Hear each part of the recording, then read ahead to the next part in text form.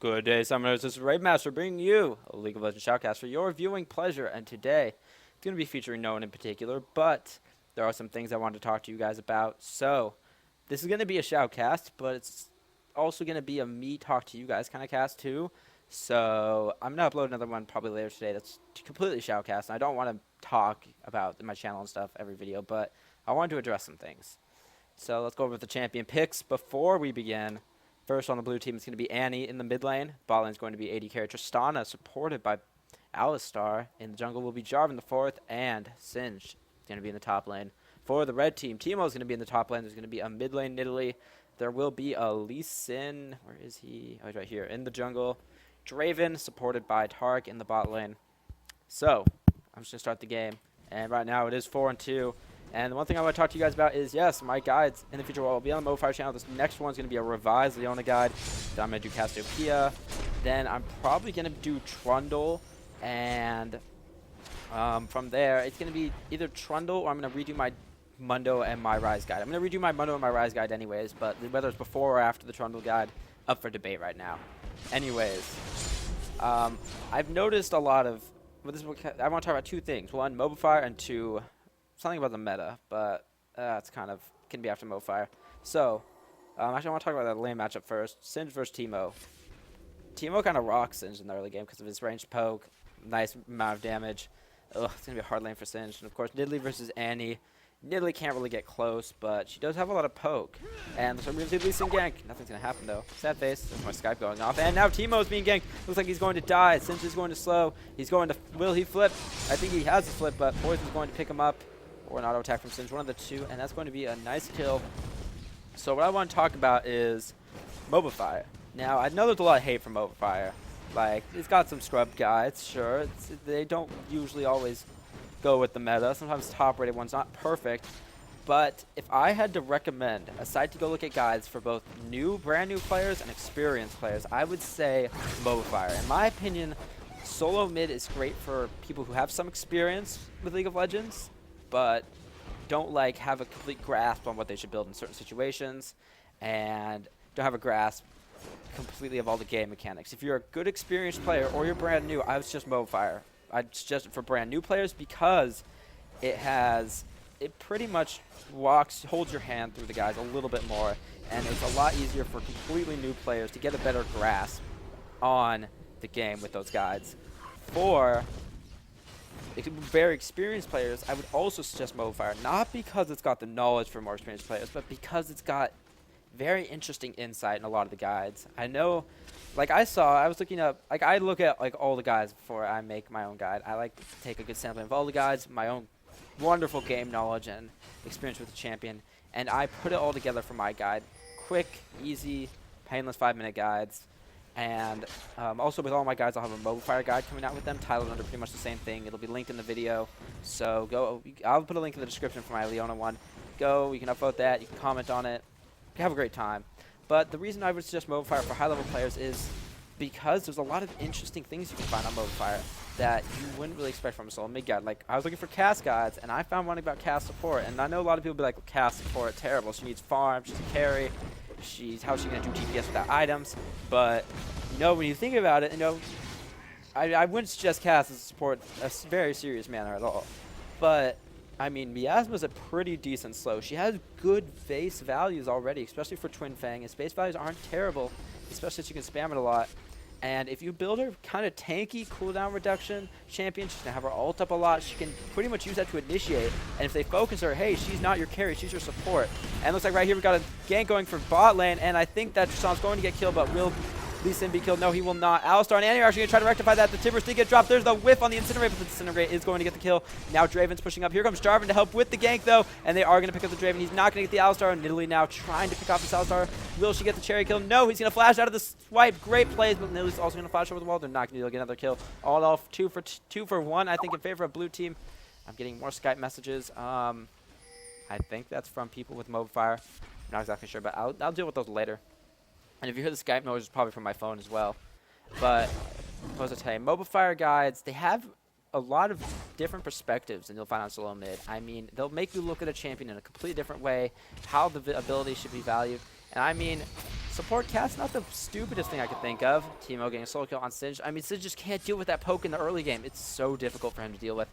But anyways, I would actually suggest MOBAfire, not because the guides will tell you exactly as strong a build or maybe matchups as solo mid, but really when you're an experienced player, you already know that.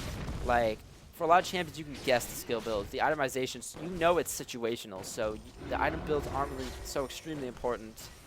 But I would still strongly suggest look at the MOBAfire guides, because maybe you'll find a way to think of a champion in a light you never thought of before, and maybe they'll convince you to play the champion differently. And this kind of segues into my next thing. I wanted to talk to you guys about the Season 3 meta. Now, so far, it's almost exactly the same as the Season 2 meta. We've got the same lanes, except for we're seeing a lot more assassins go mid. And right now we've got a bit of a Nidalee gank, but she herself is going to get ganked. There's the Annie, there's the Alistar. She doesn't look like she's going to survive this. So much CC from this Annie and Alistar. And Microwave is going to pick that one up.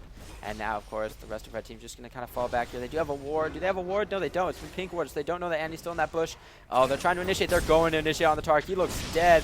Does Tibbers up? Tibbers is up right now. This is going to get dropped. And yeah, that looks like one dead Tark, if you ask me. Now Lee Sin's in a lot of trouble. Will they be able to get away? No flash from Annie's going to secure that kill. Draven's going to try to get something out of this, but he's not going to be able to. Annie's just going to force him back. One more disintegrate's not going to be quite enough, but Annie really shouldn't dive this. Even with his flame shield, Draven does a lot of damage. He doesn't have his ult up, though. I think he did use it in that fight. Yeah, it just went on cooldown, so he's not going to be able to pick up any kills with it.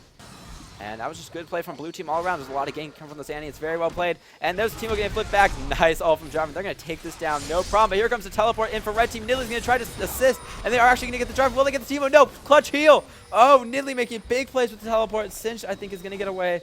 But, wow, nice teleport from Nidalee. Keeping Teemo alive. Like, there was no way he would have survived that gank. Like, Jarvan might have still died, but Teemo was dead. There's no way he was going to survive the Singed Jarvan gank. So, but Nidalee coming with the clutch kill on Jarvan and the clutch heal on Teemo, really making the play there. And Tark stunning the ladies, but just not just a rock jump. Be like, we'll recall over here, I guess. No, I guess I'll recall over here. Anyways, okay, the meta. It hasn't changed a lot, and I just want to take a bit of a reference to Dota. And I know, like, they're two separate games. They're two separate games, but they're the same. This one's Skyping us again. No one's Skyping you, they're Skyping me. But they're two separate games, sure, but they're the same genre. I mean, when you kind of have to look at them in a similar light. And, like, if you play Dota 2, it will incredibly help you play League of Legends. Like, that's undoubtable. I mean, my skill as a player increased dramatically when I started playing Dota 2, because there's just so many more things that you have to do in Dota 2 that can help you play League of Legends better. And I think it works the other way as well. If Dota 2 players play League of Legends, they'll pick up some skills that League of Legends emphasizes that Dota 2 doesn't. And looks like we have some aggression going on here from the Tristana. Will they be able to get the kill? The exhaust is put down on the Tristana, but here comes Jarvan. He wants to dunk. Is his dunk up? I don't actually think it is. No, and Tristana might go down to the bleed. Will she? Will she go down to the minions? She's going to go down to the OP minions. And Annie's coming in, though. She wants blood, and she's going to get it first on Draven. She's going to ult the Tark, but she doesn't feel like diving this, and there is a Nidalee, so they should probably all just get out of there. And actually, Lee Sin is here, and Nidalee is there as well. And back in the top lane, we're just having some poison ruffling around everywhere. Now Annie is getting dived, but no, nice headbutt from Alistar is going to put Lee Sin in tower range, and she is going to die. The rest of the blue team is just going to retreat. There is no way that Tark and Nidalee are going to dive this. And did Singed end up dying? No, Singed just went back. No, he's Singed. He does have a tier and a catalyst, so he's got tons of mana. And this Teemo just kind of doing whatever he wants to this Singed. Like, Teemo has a lot of early game range damage, and Singed has no way to deal with poke besides trying to just get right next to them and dive them. And against the Teemo with his speed buff, that's very difficult to do, and the fact that he has shrooms as well. So until Singed gets his defensive items up, until he gets his levels, he's not going to really have a way to counterplay. But if Teemo decides to go stupid, no, he's not. Singed isn't going to try to dive that. Scared of the minion aggro and the TPS that Teemo can put out. And he's, Singed needs to make a play down, or else he's just going to get poked down. And he knows it. He's going to try to dive for something, but he's not going to get it. He doesn't have his slow up, so he really can't make any plays here. He also doesn't have his ult up. And Teemo's just taking the advantage in this lane. It's just such a strong advantage for him. But there goes the slow. Here comes the poison. And Teemo's actually just going to run in a completely different direction. He's going to survive. Just stick in the tower. He's going to stick in that bush. He kind of wants Singed to come after him because he might be able to burst him down. But Singed isn't going to walk into that bush. A smart move by him. And they're kind of at this awkward point where Teemo doesn't want to get close enough to poke, and Singed doesn't really want to get poked down. So, you know, it's kind of a weird situation. And in the bot lane, actually, we do have a lot of action going down. This Tark is diving. There's Tristana. He's like, friends, I will tank the tower for you. Kill this Tristana for great justice. And they do. Now the Alistar's in a lot of trouble as well. But Draven's one tanking the turret. That is not how you want it to be. Now Tark's taking the turret. Nice flash from Alistar. Will keep him alive. He is going to get taken down by Lee Sin. And Lee Sin's going to use his mobility to get right out of there. Of course, unfortunately, Annie was too low and not nearly in the position to gank. I think she did get knocked down by a couple of Nid spears. And Annie's going to go straight for the death cap. And Boots of ganking. I mean, she's been making good use of them. I mean, if you're mid lane and you want to gank, go for Boots of ganking. I strongly suggest it. It's it can help your team out so much, especially against other strong, especially if like someone like your Sin is just falling behind. Although she hasn't really been ganking top, she's been helping the bot lane, which is good because Draven's strong early game and Tristana's just going to get raffle stomped by him mid game. Will Teemo be able to 1v1 the Jarvan? That's the question. There's the Shroom. Jarvan might be in a lot of trouble, but no, his ult's a nice damage nuke. And yeah, she's just going to get picked off by the Nidalee Spear either way. So 2-for-1 exchange in favor of red team. Very good for them. And I was talking about the meta. So the meta hasn't changed yet, except for the fact that we're seeing more AD assassins and bruisers. However, I think that's going to change in the near future because there's a lot of I don't think the itemization that Riot has given us has been truly realized. First of all, how am I going to put this? 80 carries aren't caring how they used to. There's a lot better early game itemization. Black Cleaver, well, mostly just Black Cleaver. Black Cleaver's a huge boon to assassins and bruisers. I mean, it's early game, easily purchasable itemization that assassins and bruisers can use to just increase their damage by a huge portion. And it looks like Tark's gonna be stunned to bitches. He's not gonna get anything. That one's just gonna go away. Nidalee is taking the mid turret, however. Counter war going on. So while the bruisers and the assassins have this cost-effective itemization, it gives them a much more powerful early game, which they already had over the hard carries, like the range, well, pretty much just range carries. In League of Legends, you don't have melee hard carries that are effective, mainly because your hard carry has to have a natural defensive steroid to legitimize purchasing a lot of damage items. The reason that they're ranged in League of Legends is because there's not a lot of melee champions who have big innate survivability in their skills. That's why Phantom Assassins are crit 2 and Dota 2. Why you have melee hard carries? You've got anti-mages and magic resist. Well, pretty much all of the hard carries have some form of survivability. Morphin's got Morph, even though he's ranged, still has that. Medusa's got mana shield, anti-mages magic resist. And Tristana's actually flashing in for this one. I think they're actually going to be able to get another kill. Lee Sin goes in. I think that was a poor decision on his part. Oh, the spear almost hitting Tristana. They've got to keep the Tristana safe. She's so low. Annie, you're not going to get this, I don't think. Draven's got a ton of damage, and he's just going to turn around and probably get someone killed. Oh, Tristana's still staying alive. There's just so many good juice from blue team. They're just staying out of range, keeping in their comfortable zone, pretty much just going in as far as they can, but no further. And now Jarvan and Alistar really want to pick up this Nidalee. Will she be able to get a kill, though, before she goes down? No, the CC is too much. And she's going to go down. Will they be able to pick up this tower? That is the question. And yeah, I think they're going to get the turret. I mean, that was a 3-for-1 exchange. The plays here from blue team. You saw the Ashe and the Tristana. They went just as far as they could, but then stuck back. And the Jarvan, kind of the Annie, the Jarvan, and the Alistar, they just used their CDCC effectively to keep themselves and their allies alive. Picked up a turret, picked up a dragon, picked up 3 kills. They are in a nice gold advantage right now. And they are just staying that lead. And it looks like Teemo's going to try to get bursted down. And he's going to try to burst him down. But this Teemo actually has a lot of damage. He is building AP attack speed. But it's Annie. She got a lot of burst. But she's not going to walk in that bush. She's going to be like, Teemo Shroom, no thank you. I will pass. Wise decision. Oh, Tristana, you chose to recall in a bush. Poor decisions were made. And you're going to die to a Nidalee pounce. So I'm going to take a look at some big Season 3 items that lead me to believe. Oh, Annie, you stepped on 2 Teemo Shrooms. Oh. Teemo just makes bushes such a terrifying place. And so, Ohm Wrecker for one, it allows you to tower dive in the early game. I really think that this item needs to be improved before it's going to be some competitive play. Toned down in cost, and the itemization it needs to be built from. It's not a very effective support or jungle item due to its high cost, and it doesn't give you great stats. We are going to see Teemo being bursted down. Who is the blue buff going to go to? It's going to go to, didn't actually see who got that. It might have been Lee Sin, it might have been, no, actually it was Jarvan. Lee Sin doesn't have blue buff, that's just Nagus. So I think Lee Sin is going to go down. He's not going to get the wolves because they're totally pulled out of their camp, and he's going to go down to the Singed.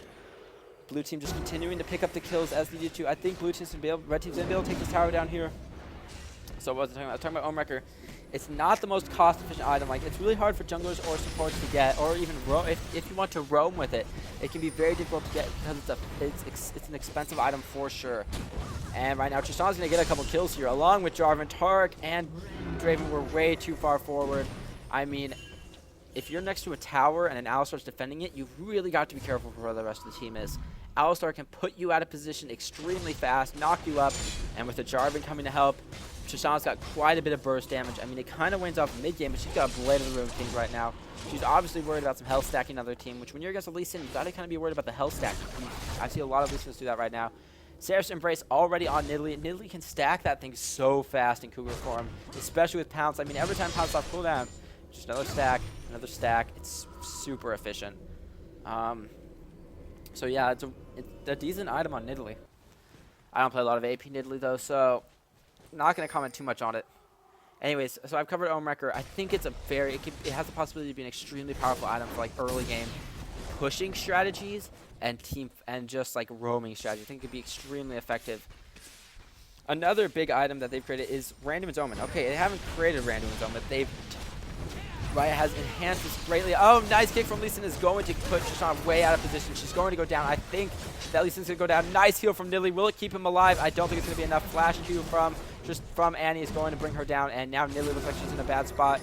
And I don't think she's going to be able to get a kill here. She does pop her Seraph. It's a nice blue shiny shield. But she just wants to pounce over that wall. She wants to pounce so bad. But here comes the Tark. It's not going to be enough. Oh, Jarvan ult. She does manage to pounce out of that. I still think she's going to go down to the Jarvan. She does. And now Tark, you're in a bad spot. Draven, he's like, I want kills, but they're just so tanky. And, I mean, Alistar Jarvan's a hard front line for anyone to go through. There's a lot of CC there. There's a lot of just keeping you away from the carries like Annie, like Tristana. It's very difficult to go through a front line like that, especially with Singe. When Singe joins the fight, I mean, you don't want to get near a Singe. He's going to hurt you. He's going to flip you. He's going to slow you. And it's just an all-around bad place to be. The front line for blue team here, very scary. And red team just can't really say the same about theirs. They don't really have much of a front line besides, I guess, Lee Sin and maybe Tarek. But right now, they are going to go for the aggression. The blue team is quite low. Will they be able to pick this up? I don't think that they'll only get the Alistar. Even if that, here comes Annie. She's doing a lot of damage, actually. This is a burst that red team really needs to be worried about. And I don't think that they can engage on the blue team right now as long as Annie's around. She has a death cap. She has an abyssal scepter. She's extremely dangerous right now. And red team's going to need to respect that. They're going to either need to take her out early or they're going to need to engage the team when she's not around. But the front line, I mean, Alistar, Singe, Jarvan, they're going to put you where they want you to be and then keep you there. So they need to be extremely worried about the Annie ultimate, about where she's going to be putting her spells, because against a Jarvan, you need to be worried about grouping up, because if a majority of your team gets ulted by Jarvan, oh, she's going to jump right onto the Teemo. Can she kill him? Yeah, he's dead. No doubt about it. The heal not enough. Grievous wounds, debuff from the Tristana explosive shot, along with the ignite's more than enough. So Random's Omen. Here's what I love about it. You know, I'm just going to let you watch them try to Raffle Stomp Tark, but not succeed. So the Random's Omen, I love how they changed it. They took away the percentage chance. It now is guaranteed to, oh, you look dead, you look dead. It's guaranteed to slow their attack speed and movement speed. This is huge. And let's say your bot lane, instead of having a range carry farm bot lane, have maybe, I don't know, a bruiser or an assassin farm bot lane with a good aggressive support. You're going to be way more powerful, way quicker than the AD carry will. And, ooh, nice spear. Will Nidalee be able to pick anything up? She's really scared of the Annie. She should be. This Annie's going to hurt if she is able to get this spell. But she has no mana. This is totally Nidalee's chance to shine. They can't waste time engaging her. The rest of her team is quickly following up. And Alistar's here. He's like, I'll defend you guys. Leave. I'll save you. And Alistar, they will remember your sacrifice. Annie, don't get any closer with his Alistar sacrificing himself for you. Oh, Tibbers might actually pick up a kill. No, heal from Lee Sin. And you look dead, Nidalee. She's going to flash, but the flip's going to kind of mess up her flash, and she's going to get taken down. Now, Lee Sin, you're also dead. I do not see you surviving. Tark might get away, but, ugh, a Singe with his ult up, unlikely. Even with the stun, I mean, there's not a big chance. Red buff, slow from Singe, he's dead. It's just, he's not going to make it. Will Draven be able to pick anything up? He's got damage. Oh, they're going to get the Jarvan probably. They are. Nice job from Teemo and Draven, but I don't think they're going to get the Singe, actually. He's going to put down his slow field, and they're really... Oh, they might get him. There's the speed up from Draven. He's catching his axe and speeding himself up. Tristana's like, I'd like to help you, but I can't. But it's okay. Singe actually survives. I think they could have chased him a little further, maybe. I don't know. I think that was misplayed by red team. They probably could have gotten a kill, but... Anyways, he did escape. Jarvan going for Elder Lizard item. Not really a big fan of this. He does have Warmog, so I guess he can justify the damage, but I'd rather see a Black Cleaver. I mean, Elder Lizard's item's fine, but Black Cleaver gives the same cooldown reduction. I mean, he's snowballing. Just splurge a little bit more and get the armor shred, which will help you out so much more. And also help your Tristana, whose late game is going to be wrecking people anyways. So, my opinion, Black Cleaver would have been a better choice in this matter. If you're snowballing, go Black Cleaver. If you're not doing so well, you can sell the machete. Well, if you're doing well, you can sell the machete too. But if you're not doing well, you have the choice to get, just get Razor, Majora's Razor. Don't upgrade it to Wriggles, just get the Razor. Be happy with that purchase. Oh, Tark. Oh, Teemo. They're both in bad positions. I don't think the Teemo survives this one. He could probably just turn around and fight with the Tark. He is going to get ulted, but that actually makes it so the Singe can't engage. I think that ult was kept up way too long for Jarvan. He might get killed as a result. Oh, he's barely going to survive, and this is going to get himself knocked down. I have a feeling this game might not last for too much longer. Oh, no. Blue team is just... Their team cohesion is just so much better. I mean, they've got the Annie, the Tristana, who really, really enjoy a nice, strong front line, and they're taking advantage of it. And when it gets to late game, there's really nothing red team can do. Nidalee's not going to do much late game. Draven's not going to be able to outdamage the Tristana. We're talking about Nidalee. AP Nidalee can poke late game, but if they get engaged on, which is a Jarvan, they will get engaged on. She's not going to do much. Teemo, he's going to give some nice damage with his shrooms and his auto attacks, but it's still not going to be enough. And of course, Lee Sin, he's famous for his early mid game, but when you get to late game, he doesn't have the burst he brings to the table in the earlier stages of the game. And so that's very unfortunate for him. Oh! Oh, that totally should hit. Hacks, bugs. I mean, I would have given that one to Nidalee if I was the game designer.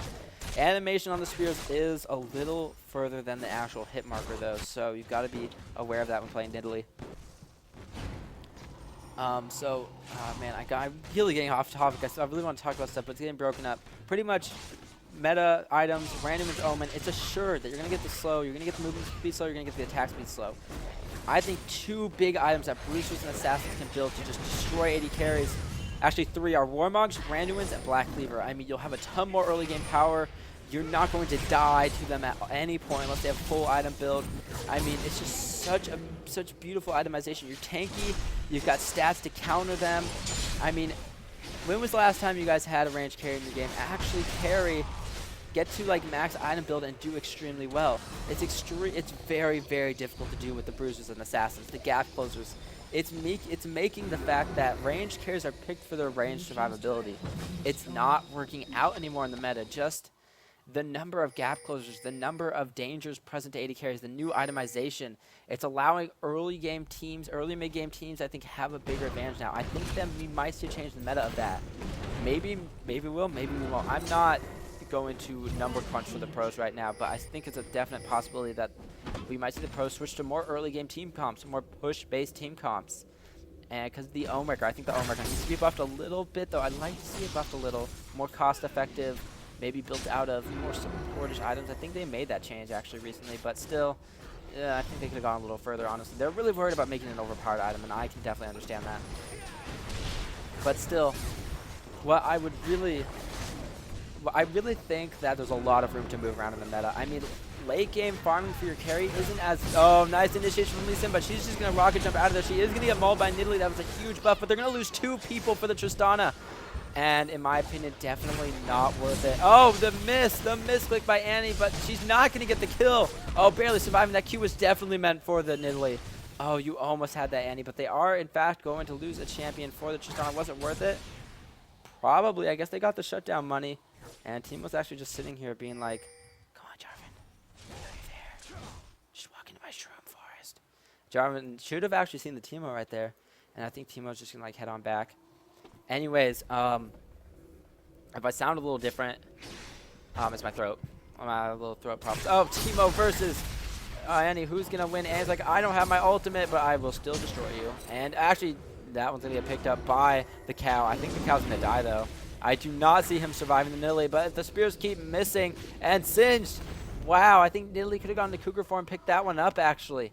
Interesting decision-making there. Oh, well. You know, those things happen, I guess. But anyways, I really want to encourage you guys to be a bit more flexible in the meta.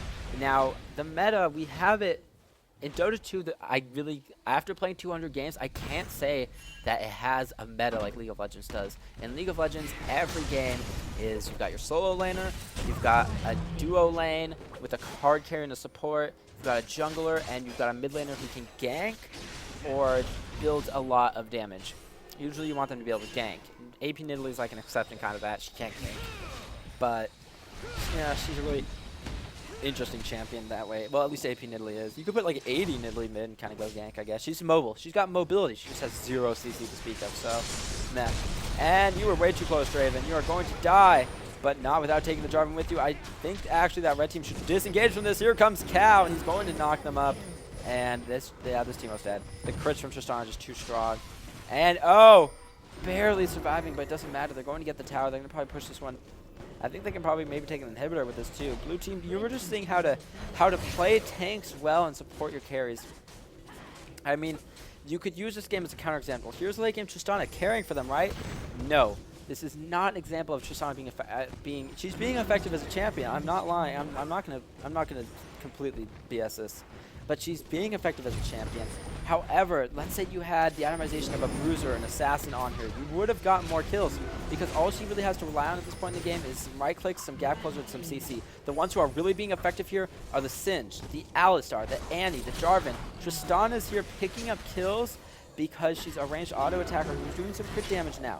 But if you had the same money on an assassin, on a bruiser, I would argue they'd be doing better at this point in the game. And there we have a double kill on Nidalee because they'd be more tanky, they'd have a better skill set, they wouldn't have the range of the carries, but at this point in the game it's not that important if they have a better skill set. Late game, the survivability allows you to build more damage instead of tankiness. That's the reason we have ranged hard carries, because they have the built-in survivability. So instead of building that Warmogs, we build a Bloodthirster or an Infinity Edge or a Phantom Dancer. Gives us more damage at the expense of more tankiness, but ranged carries rely on their range to make up for that. However, I'm going to argue that that's not as effective in the current meta. With the itemization we have, we might be seeing a shift bot lane we might be seeing a shift away from the ranged carries into more melee-centered carries who are what we currently define as bruisers and assassins. They're going to be the carries of the future. I suggest you experiment with maybe new bot lane combos. I've been working them out recently. Been putting Darius bot lane. I've been putting Jarvan the 4th bot lane. I've been putting Zed bot lane. It's been working out extremely well, especially against people who don't know how to deal with it. You're going against typical support ranged carries, and once you hit level 5, level 6, you have their other lane has no way to deal with you. And even if you can't get a bunch of kills, push your lane out, you're a much more effective ganker than a ranged carry will ever be. And if you can, and if you put a good bruiser who can solo the bot lane, let's say Darius, let's say, I'm not the best at saying who can duo bot lanes. Jax is okay, I guess, at it. Aurelia can do it pretty well. If you put them in the bot lane, then if you can't make the kills happen, your support can go roam. And while your other solo laner might not be getting the EXP and gold, if you have a good aggressive support, they can get kills happen in other lanes, and you're going to be getting the solo EXP most likely as long as the lane doesn't get completely frozen. So, I mean, I'm not suggesting you go into ranked at all and be like, guys, we're totally going to go like a Jarvan, we own a bot lane, and we're just going to get kills or go roam. The meta is created because it works in solo queue. Everyone understands it. Everyone gets it. It's not too complicated, and we can all work by it and agree to it.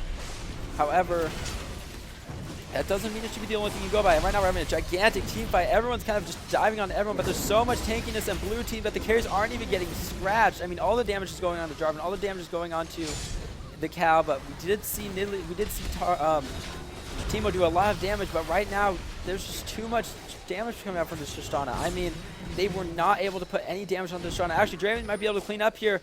They are going to get the Tark. They are going to get the Annie. That's the cleanup I'm talking about. Tristana, not quite tanky enough, wasn't able to clean up directly after that fight. The initiation was a little wonky from blue team. Jarvan took a lot of damage, and Tristana and Annie weren't able to focus the targets they wanted to get the damage onto. So, nice bit of a turnaround there from red team. They were able to team fight effectively. The Teemo was able to do a ton of damage to Tristana before he died, and that was very powerful. Will they be able to pick up this Baron? I think so. The Draven's got a ton of damage. Fam Dancer, Bloodthirster, Last Whisper.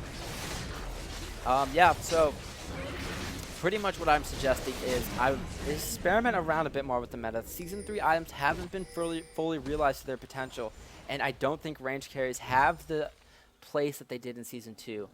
Maybe this meta is a little outdated for what could be put on, because I'm going from a lot of recent experience and what I've seen, especially in professional games. And one of my games, for example, of this is I was Nezreal. I was at one point like 17, no, like 14 and 5 and something, I think. And there was a Renekton who was doing just about as good as me. And we got to late game. I was full item build. He was full item build. I couldn't go near him, touch him, even with some of my allies trying to peel. There was nothing I could really do against that Renekton. I was trying to counter his health Blade of the Ruined King. I had the good Ezreal itemization. But the problem is that he just had better itemization for the early game. He was able to get really far ahead. Despite the fact that I was kind of outplaying him, he just had the itemization. His hero was stronger than Ezreal because of the skill set that was allowed to him. And, you know, I just don't think ranged carries have the power they did in Season 2. The Black Cleaver, the Randuin's Omen, the Warmog's changes. I could go on and on, but I think earlier base team comps could work out better. Maybe I think kill lanes in the bot lane could be a lot more effective than they were in Season 2. I think a roaming champion could be a lot more effective than in Season 2. I'm just throwing out ideas here, but experiment with whatever you want. I'm not saying that the meta is bad. I think it's a great thing. I think the meta really helps for solo queue, which I personally don't like solo queue. But it helps make solo queue playable. But pretty much coming from Dota, I'm like, there's not really a stringent meta in Dota 2. You can have a jungler, you can have 2 duo lanes, you can have a tri lane, you can have whatever you want. I mean, that's something I love about Dota 2. Like, you can random lock your hero and be like, maybe we'll just have some Rubik farming with Sand King. I don't know. We don't have a good solo lane. Let's do 2 duo lands.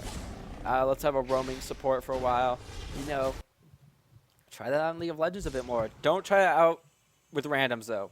I suggest bringing your friends along, because there's bound to be a lot of rage and unhappy people if you try it in solo queue. Don't try it in solo queue. But experiment. It makes the game a lot more fun, and you will be, trust me, if you random lock with your teammates and then just throw out a fun-looking team comp, you're going to have a lot more fun than you will if you go by the meta. And, well, in my opinion, you're just going to have a much greater time. And if you build for, like, a kill lane, bot lane, a good ganking jungler, maybe an early game pushing strat, and try to make that work with a pre-made, you might be surprised at what you can accomplish. And even if it doesn't turn out to be the best thing ever, you'll learn a lot from it. I guarantee it. So, what I'm trying to get out from this video is 2 things. One, MOBAfire's got a lot of great ideas on it, and while they might not have the solo mid pro player builds, it got, in my opinion, the greatest amount of knowledge and perspective that solo mid simply can't match because it's so exclusive. And MOBAfire's going to have the best builds now because my builds are going there, and they're obviously super pro. So you don't even have to worry about that soon. But it's also got the perspective of, like, I saw a Katarina guide that was like, build Warmox, build Sunfire Cape. Now it's like, Katarina going top lane. I guess it happens all the time. But that guy was being downvoted like all hell in solo mid. And I guarantee you it wouldn't have gotten the same response in MOBAfire. So, I mean, solo mid's a great guide website and a great source. Oh, nice kick from Lee Sin. I think they're going to get a kill here. Was that Deathfire Grasp from Annie? It was Deathfire Grasp from Annie. I love DFG on Annie. I mean, it just makes you such a murderer. I mean, I love Annie just in general. 1, she's adorable and reminds me of my little sister. 2, she's just so much fun to play with Tibbers. I mean, I suck at hero micro, but I love Tibbers. Really, if you guys don't want to see me play Depot or Chen, I suck with hero micro. That's why I kind of stopped playing StarCraft. I'm not a good micro person. So what I'm trying to say is MOBAfire is a decent source. Even if you're like a great player, I expect you to, like, if you're like, I kind of want to start playing this champion, check out MOBAfire. Even if you don't learn anything from the builds, check out the perspectives that they bring from the table. You might get a different opinion for what an ability means, and that can mean a lot. And right now, blue team is just going to initiate here. And this game was a lot longer than I thought, but it gave me some time to dish out my thoughts, which I guess was good. And the second point I'm trying to make is, besides the MOBAfire point, is experiment with the meta. Season 3, sure, it might be a few months in, but nothing's changed, and I feel like something's going to change eventually. So mess around with it. Enjoy yourself. Try and push in comp. Try putting a kill lane bot. Just do it with a pre-mid, and I'm sure you'll have a good time and learn a lot. And right now, we're just having red team just run up and kill everyone. It's because Annie wasn't here with her burst. They were fighting like pretty much a 4v5 right there. And, yep, red team kind of just took so much advantage of that. And the reason red team was able to take advantage of that, because they got Draven. And, I mean, he's got so much damage if you can't dive him, like, super hard. And, I mean, it's Draven. He's a ranged carry that just brings so much damage. He doesn't have the survivability that other ranged carries have, but he certainly has the damage. And, boy, is he fun to play. And they're going to be able to take a tower, maybe an inhibitor off of this. So that's kind of all I wanted to say. I think this game is a good example of even the hardest range, like ranged carries aren't really fulfilling their role like they used to in Season 2. Like, Tristana was there. She's fed. Infinity Edge, Blade of the Ruined King, Last Whisper, Phantom Dancer. She's got one item up on that Draven. And it means she's doing a lot of damage. But I don't really know about the Blade of the Ruined King. I don't think it was the best decision in this game, especially because there's not a lot of health stacking going on red team. So I'm really kind of against the item purchase. But, I mean, it's the Annie, it's the Singe, it's the Jarvan that are making the fights for blue team what they are. It's not really the Tristana. And look at those shrooms just chunk down blue team. Like, All-Star's like, at least I've got my heal to keep us alive, because this is ridiculous. I do like those wards, though. But anyways, experiment with the meta. Check out MOBAfire. It doesn't have the best reputation, and that's because the guides might not currently. When my guides hit there, they'll obviously be top tier. But all joking aside, it doesn't have the solo mid, like, professionals write this guide, perfect itemization, masteries, and runes for their situation. But it's got the perspectives that, while experienced players might not need the builds and the skill builds and the itemization builds, it's got the perspective that I think everyone could benefit a little bit from. And even if it might not be the perfect perspective, maybe you'll learn something new about the champion, something interesting. So I do recommend checking out their guides, even if you know everything about the champion. It'll be a little bit more interesting. And right now, I don't know if we're having a base race or what. Nope, Nilly's going to recall. Looks like blue team's going to try to react to this. There is an inhibitor down. Lee Sin, do you want to initiate? I'm a little bit confused here. You do want to initiate, but here comes the cow. He's like, I'll kite for you. And by kite, I mean take a bunch of damage from Draven. But they are just going to dive right on top of that Draven. She's got a lot of damage, do a lot of damage as well. This Annie's just cleaning up everyone. So is the Tristana. She's doing a lot of damage. And it's this front wall, bro. It's the Alistar. It's the Jarvan that are making this game succeed. They're doing their job of tanking well. They're just jumping right on top of everyone, keeping their carries safe. The Annie did end up dying, but she did so much damage in that fight. And in my opinion, a sacrifice well worth it. And I'm not saying range carries are bad. I'm not saying the meta's incorrect. Range carries still are great. If they get late game and are played well, they'll devastate teams. But is it worth it to have them? Can you end the games quicker? I think so. I don't think that their place is as strong as in Season 2. I think they still have a place for sure, but they're not. But achieving hard carry status is a lot harder now than it was in Season 2. And I think that kill lane bot lanes and roamers and not having a ranged hard carry can put you a lot further than it will in Season 2. So I suggest experimenting around with that with your own pre-made or with your own buddy. I've been doing it a lot lately, and it's been fun. And it's been relatively successful. I mean, I've been random locking with a friend, and sometimes we go bot lane. I had a roaming game as... who was I? I don't even remember. It was like last week.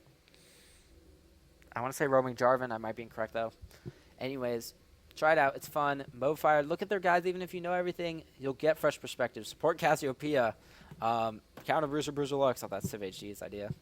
But you'll get some fresh perspectives, and while the builds might not be perfect if they're not mine, I mean, you'll learn something for sure. I certainly learned stuff from that site. And it's stuff that you won't necessarily learn on solo mid due to the fact that they restrict it to the top meta guides. And if that's what you're looking for, go to solo mid. But if you're looking for some new information, I suggest going to MOBAfire just for that. Anyways, guys, thanks for watching. This was a bit of a rant and a shoutcast put together. So, yeah, that's kind of just what it was. I hope you guys enjoyed, and hope you guys learned something. My guide is on MOBAfire. I'll link you guys to it. I'll also link you guys to the video. I'll still check my Skype to see if the video's been uploaded. But yeah, thank you all for watching. This has been Raabemaster bringing you a shoutcast and slightly a rant put together. The next video will be a shoutcast just dedicated to the shoutcast. So Yes, that is all. I will see you guys next time.